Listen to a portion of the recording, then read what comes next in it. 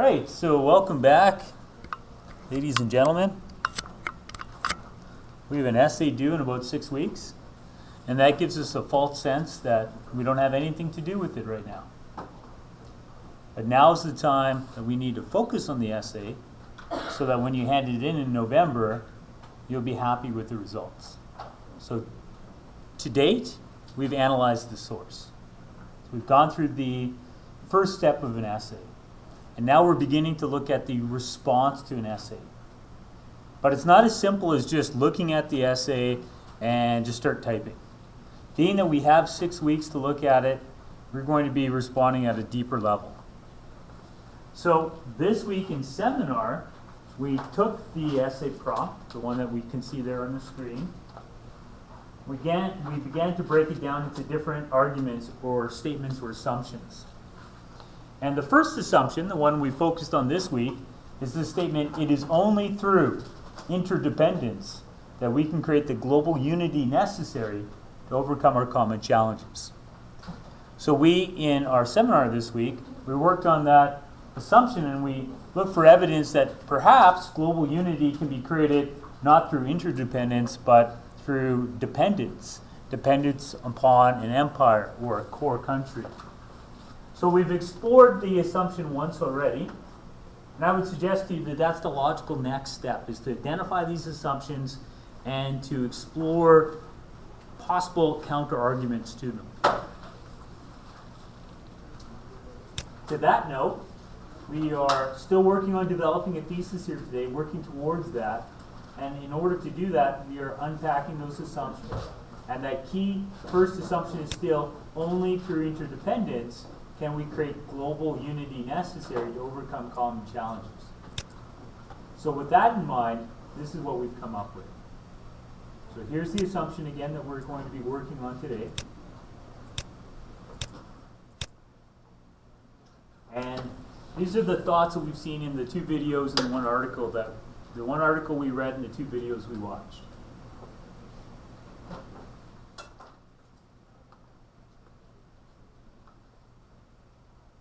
So for the sake of today's class, we're going to associate these common challenges with another concept we've looked at this week, fatal flaws. Fatal flaws that will result from a civilization being built on the wrong cornerstones. So like the metaphor with architecture, if you have a building that has a compromised cornerstone that is not pure, then eventually the building will fall. So the premise, the assumption that we are putting forth here today is that the common challenges that we're witnessing within the global village today are consequences of having faulty cornerstones. So that's where we're going to explore the concept today. Now to further this, we look at the historical fall of Rome to get some kind of precedent about what do fatal flaws look like. The article I gave you mentioned more than just Rome. It mentioned the Mayans, mentioned the Egyptians, but for this sake today, we're going to look at the Romans. And we're going to try to create some parallels with America. So we see many similarities between Rome and America. The similarities begin with the origin story. In your notes from the videos, you should have picked up something about how both the Romans and Americans, their origin story began as being outcasts. And while they're outcasts, they were still being controlled and manipulated by foreign powers. But eventually, the Romans and the Americans will use their military power to overthrow these foreign monarchs, these foreign influences. But then following that, the defeat of the foreign power, they'll use the same military might to then go and defeat other local tribes. As a result, a culture surrounding the military might will be created. One where in the beginning will lead to a series of wars that will provide great wealth. But as the territory that is accumulated through these wars grows and the thirst for power cannot be quenched, there will become an economic drain on the empire in the Roman sense or the nation in the American sense. Because now you have to garrison troops in Rome and in their empire and in America, in the global village, to keep control over their spoils of war. So we can link this to the Athenian principle that we saw earlier in the week: the strong do what they can, the weak suffer what they must. We can link this idea to might is right and social Darwinism and natural selection, so that because both societies, America and Rome, are built on militarism and this realist perspective, realism, that because we see the strong preying upon the weak in nature, then that makes it just. Because that is the cornerstone, we see both structures beginning to fall. So in America, not only has the expense of the military machine created an economic bankruptcy, it's also creating what you could call a moral bankruptcy. Following World War I, following World War II, and following the war in Vietnam, African American soldiers came back to America and found what I would call a hollowed out version of the promise of America at home. So in Vietnam, they're trying to impose liberalism, trying to change Vietnam into a liberal democracy based on individualism and freedom. In World War II, they went to the defense of democracy, as did they claim to do in World War I.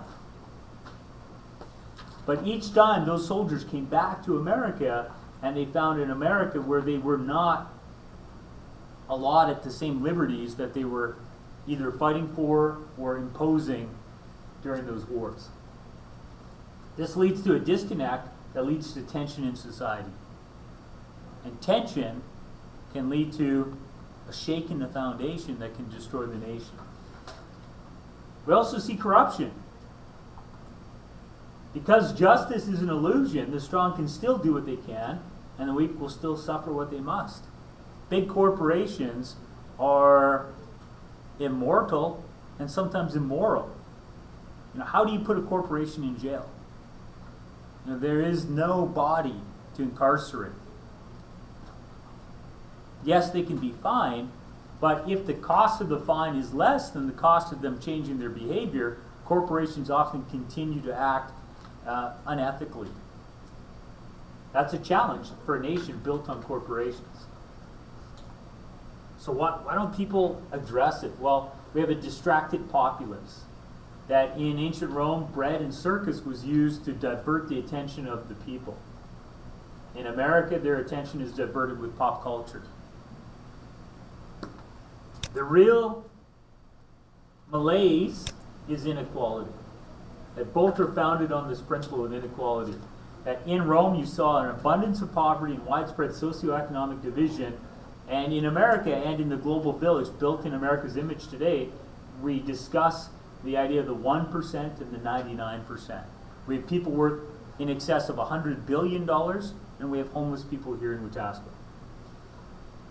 And the real problem with the inequality is it appears that the opportunity for the lower class to improve their lot is decreasing. And because it's decreased, it's led to apathy and disinterest.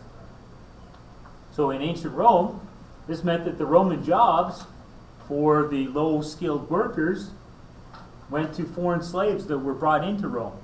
So Romans no longer had a place in Rome. Their job, their livelihood was replaced by foreign slaves, so then they had to leave Rome. American manufacturing jobs have gone offshore. This has resulted in the death of the American dream for millions of Americans. American dream is this idea that if you work hard enough, you can become wealthier than the generations before you. But for many Americans, they can't find employment because the jobs have been exported to sweatshops around the global village. And in both Rome and America today, the system of state welfare that has been put into place is insufficient and overwhelmed and cannot address the systemic inequality. So what do people worship in these two scenarios? Well, the idea that was presented to us in the article today is that, unfortunately, we've created pedestals that are not achievable. In the American sense, they worship this romanticized, nostalgic version of their collective past selves from the 1940s and the 1950s, when they truly were the global power. But it is not attainable today. Because of the rise of China, because of the rise of India, because of the resurgence of of European countries like Germany, and because of the growth of other challengers like Japan and Brazil, America, relative to the others, is not as powerful as it once was, and never will be. Therefore, make America great again can never be successful. So there's this consciousness of vulnerability, this narrative of decline that hangs over America as a malaise. That, you know what, we are not as good as our grandfathers. There's a sense of decay in America today, and that will lead to its fall.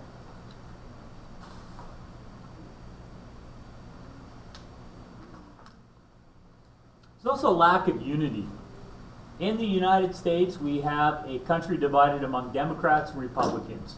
And Americans are deeply divided into nasty, tribal-like political parties. In Rome, the names of the parties were changed, the optimates and the popularities, but the reality was the same. You had parties that reflected socioeconomic realities, and therefore we had really a social economic class war, civil war.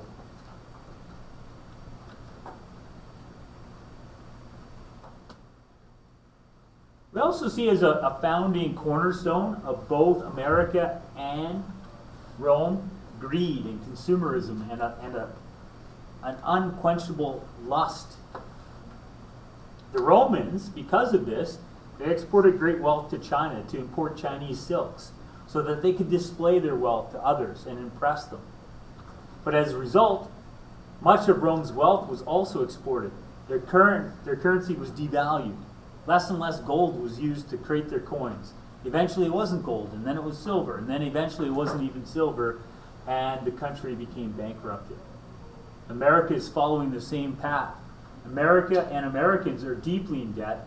Much of the wealth now is in Chinese banks, as they are also experiencing this lust to consume items that are luxuries, not necessities, and the items are from abroad. So much of that wealth that was once American is now no longer theirs. So as we ponder this, we have to consider, what are the common challenges today then? If we're saying that there's these fatal flaws in both Rome and America, and that they create the challenges, then what are our cornerstones and what are our challenges?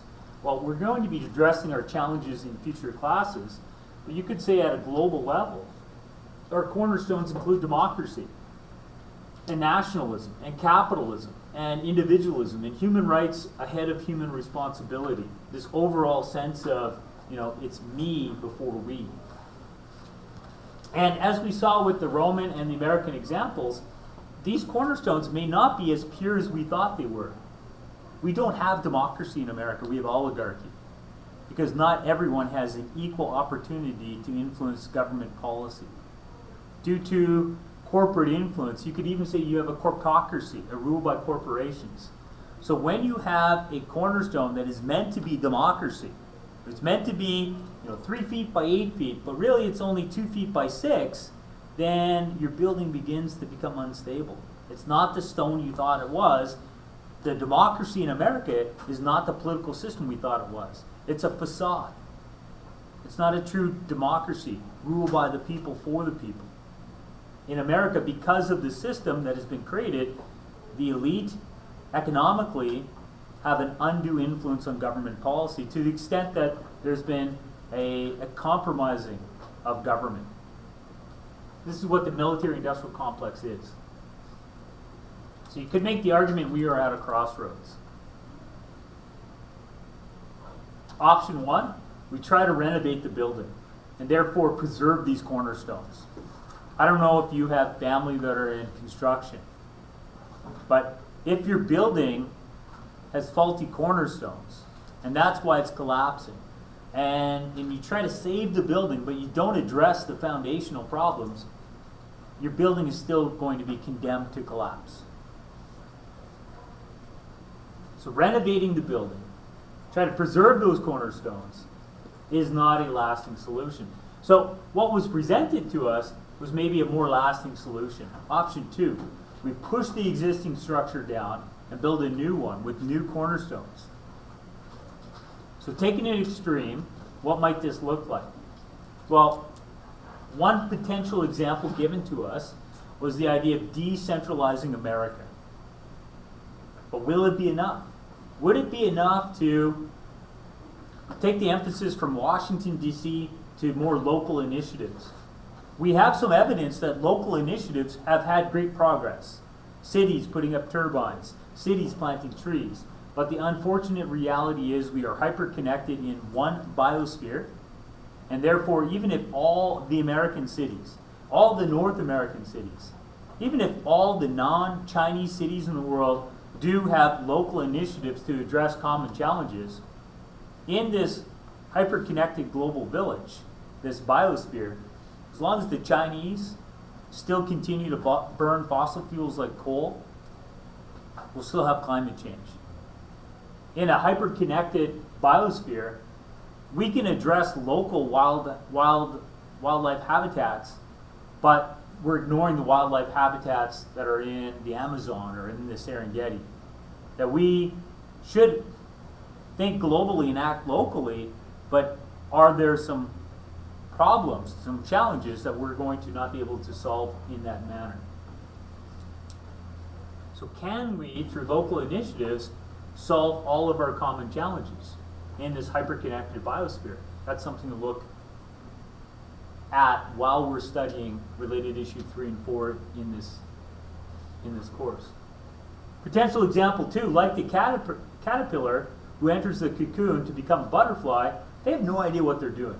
They have no idea what the future might look like and what cornerstones will be needed to address these common challenges in the future. Similar to the Homo sapiens at the dawn of their cognitive leap, we could unleash our next era of potential, but first we must and we might need to stop trying to do things as we have, and we might rather need to build something completely new. So going back to the Roman example, following the fall of Rome, there's this historic misconception that the 1,000 years following the fall of Rome were the Dark Ages. Nothing happened. There's no progress. Where in reality, those 1,000 years saw a growth of human rights and of corporations and universities and new political systems and new religions and the explosion of art. But maybe those cornerstones that were created in those 1,000 years are no longer viable now. Maybe we need new ones that are only possible if we allow the tree that exists to die so that sunlight may be able to reach a new sapling and give it a chance to transcend our species. So in the end, we are born free.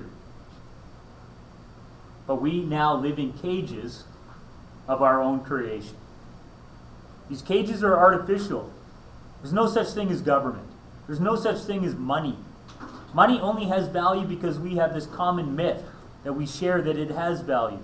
What makes a one coin or a one bill worth more because it has more zeros on it than another? Because we both think it's worth more. So we have these shared myths that have created this paradigm, but the paradigm is collapsing around us. What will our next paradigm look like? Well, it's going to depend upon what kind of cages we create. So, the next step for you guys is to look through chapter 7. I'm going to stop recording.